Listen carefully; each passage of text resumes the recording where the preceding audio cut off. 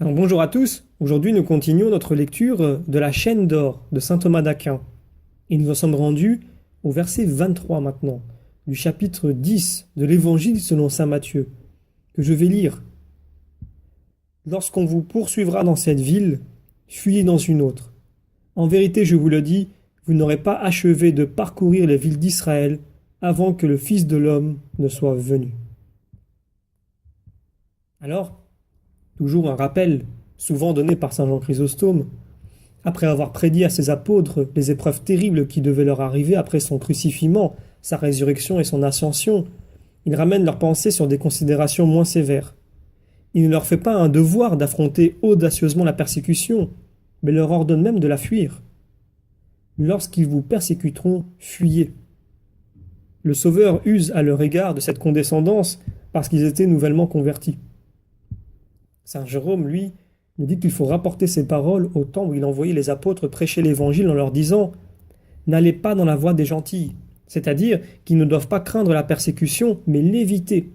C'est ce que nous voyons faire aux fidèles de la primitive Église. La persécution s'étant élevée à Jérusalem, ils se dispersèrent dans toute la Judée. Acte chapitre 8. Et c'est ainsi que la persécution devint elle-même le principe de la propagation de l'Évangile. Saint Augustin nous dit ceci.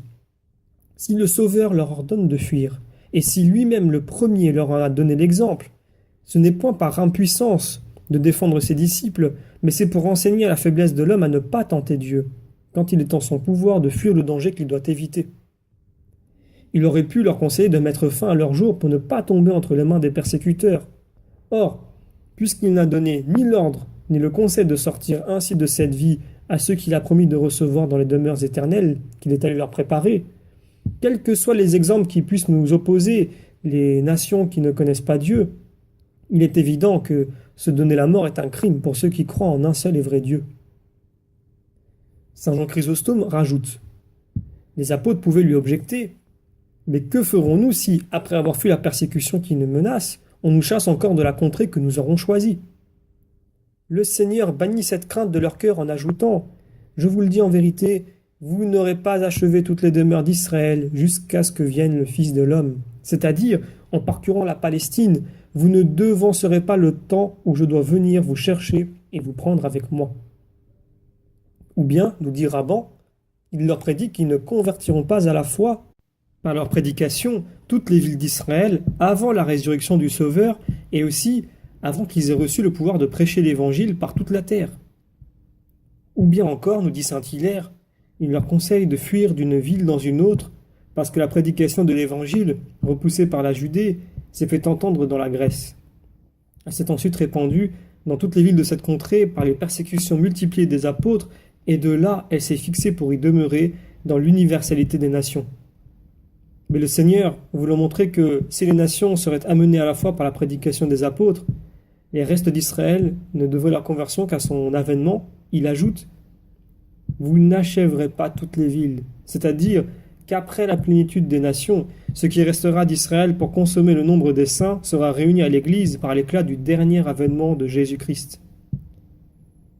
Alors c'est pour cela que saint Augustin nous dit que les serviteurs de Jésus-Christ ne craignent donc pas de faire ce qu'il a commandé ou permis et ce qu'il a fait lui-même en fuyant en Égypte. Ils doivent donc fuir aussi, de ville en ville, lorsqu'ils seront l'objet particulier d'une persécution. Ceux, au contraire, qui ne sont pas personnellement recherchés, ne doivent pas abandonner leur Église, mais rester pour soutenir ceux de leurs frères qui n'attendent que d'eux leur subsistance.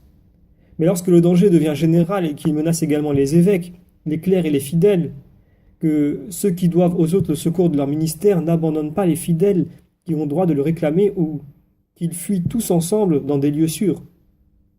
Que ceux qui sont obligés de rester ne soient point abandonnés par ceux qui doivent subvenir à leurs besoins spirituels, mais qu'ils vivent ensemble, ou qu'ensemble ils partagent les épreuves auxquelles le père de famille veut les soumettre. Il ne faut pas oublier d'ailleurs, nous dit saint Rémy, que si le précepte de la persévérance dans les persécutions regarde spécialement les apôtres et les hommes courageux qui leur ont succédé, la permission de fuir est donnée à ceux qui sont faibles dans la foi. Le bon maître a voulu ainsi condescendre à leur faiblesse, dans la crainte qu'en se présentant d'eux-mêmes aux martyrs, ils ne fussent exposés à renoncer à la foi au milieu des tourments. car il vaut mieux fuir qu'apostasier. Et bien qu'en fuyant, ils ne fissent pas preuve d'une foi constante et parfaite, cependant ils avaient un grand mérite, car ils étaient prêts, en prenant la fuite, à tout quitter pour Jésus-Christ. Or, si le Sauveur ne leur avait pas accordé la mission de fuir la persécution, il y aurait eu des hommes qui les auraient déclarés indignes de la gloire du royaume des cieux. Et nous terminons avec une interprétation au sens spirituel de saint Jérôme, qui dit que nous pouvons dire « Lorsqu'ils nous persécuteront dans une ville, c'est-à-dire dans un livre ou dans un texte de la Sainte Écriture, fuyons vers d'autres villes, c'est-à-dire vers d'autres livres. Et quelque ami de la dispute que soit notre persécuteur, le secours du Seigneur nous arrivera avant qu'il ait remporté la victoire. » Et donc nous terminons ici la lecture des commentaires compilés par saint Thomas d'Aquin sur le verset 23 de l'Évangile selon saint Matthieu, chapitre 10.